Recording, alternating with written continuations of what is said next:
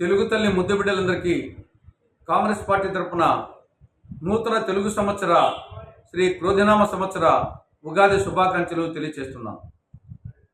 ఈ కొత్త సంవత్సరం ప్రతి తెలుగువాడికి ఫలప్రదం, శుభప్రదం, జయప్రదం కావాలని కాంగ్రెస్ పార్టీ ఆశిస్తోంది. గత 4 రోజులుగా కడప జిల్లాలో కాంగ్రెస్ ఎన్నికల ప్రచారం, ఏపీసీసీ అధ్యక్షురాలు శ్రీమతి శర్మిలారెడ్డి గారి ఎన్నికల ప్రచారం సాగింది.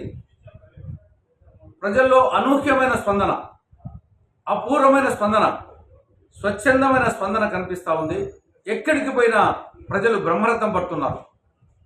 దీన్ని బట్టి ప్రజలు మార్పు కోరుకుంటున్నారని అర్థమవుతా ఉంది. కేంద్రంలో బీజేపీ ప్రభుత్వాన్ని, రాష్ట్రంలో వైకాపా ప్రభుత్వాన్ని దించి అటు కేంద్రంలో ఇటు రాష్ట్రంలో కాంగ్రెస్ పార్టీ అధికారంలోకి రావాలని ప్రజలు ప్రగాఢంగా కోరుకుంటున్నారని దీన్ని బట్టి అర్థమవుతా ఉంది. కాంగ్రెస్ పార్టీకి ఉభయ తెలుగు రాష్ట్రాల్లో పునర్వైభవం ప్రారంభమైంది. 10 సంవత్సరాల అరణ్యవాసము, వనవాసము ముగిసింది. ఇటీవలనే తెలంగాణలో అధికారంలోకి రావడం జరిగింది. అదేవిధంగా 10 సంవత్సరాల అరణ్యవాసము, వనవాసం ముగిసి ఆంధ్రప్రదేశ్లో కూడా కాంగ్రెస్ పార్టీ వచ్చే ఎన్నికల్లో అధికారంలోకి రాబోతా ఉంది. ముఖ్యంగా గ్యారంటీ పథకాలు కాంగ్రెస్ పార్టీకి విజయ సోపానాలు అవుతున్నాయి. 5 గ్యారంటీ పథకాలతో కాంగ్రెస్ పార్టీ కర్ణాటకలో అధికారంకి వచ్చింది. 6 గ్యారంటీ పథకాలతో కాంగ్రెస్ తెలంగాణలో అధికారంకి వచ్చింది. అదేవిధంగా 9 గ్యారంటీ పథకాలతో కాంగ్రెస్ ఆంధ్రప్రదేశ్లో అధికారంలోకి రాబోతా ఉంది ఎన్నికలు. ఈ 9 గ్యారంటీ పథకాల్లో ప్రధానంగా రైతులకు సంబంధించి 2 లక్షల రూపాయల వరకు వ్యవసాయ రుణాల మాఫీ అనేది చాలా బలంగా రైతుల్లోకి పోయింది.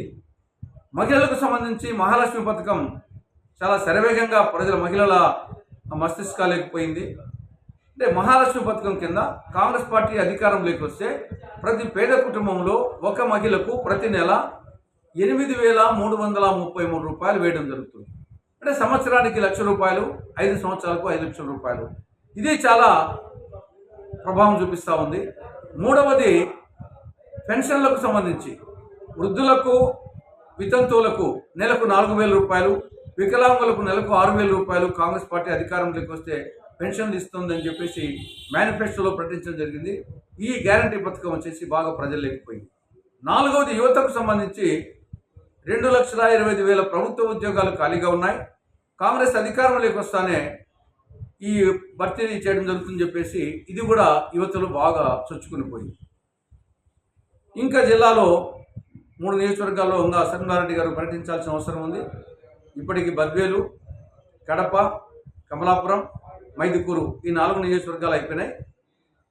తర్వాత ఇంకా 3 నియోజకవర్గాలు ఉన్నాయి. పులివెందుల, జమ్మలమడుగు, పొద్దుటూరు. 12వ తారీఖున పులివెందుల నియోజకవర్గం, 17వ తారీఖున జమ్మలమడుగు, పొద్దుటూరు నియోజకవర్గాల్లో ఆవిడ పర్యటించబోతా ఉంది. ఈ కార్యక్రమంలో ఆవిడతో పాటు నేను, స్వర్గీయ వివేకానంద రెడ్డి గారి కుమార్తె నరెడ్డి సునీతారెడ్డి గారు, జిల్లా అధ్యక్షులు గుండకొండ శ్రీరాములు గారు, ఇతర సీనియర్ నాయకులందరూ పాల్గొంటారు. 12వ తారీఖున ఉదయం 10:30 ప్రాంతంలో వేంపల్లిలో మీటింగ్ ఉంటుంది. తర్వాత మిగతా లింగాల, సింహాదిపురము వేముల తదితర మండలాలు కవర్ చేసి సాయంత్రం పులివెందుల్లో మీటింగ్ ఉంటుంది. 17వ తారీఖున ఎర్రగుంట్ల, జమ్మలమడుగు, ప్రొద్దుటూరు ఇక్కడ మీటింగులు ఉంటాయి.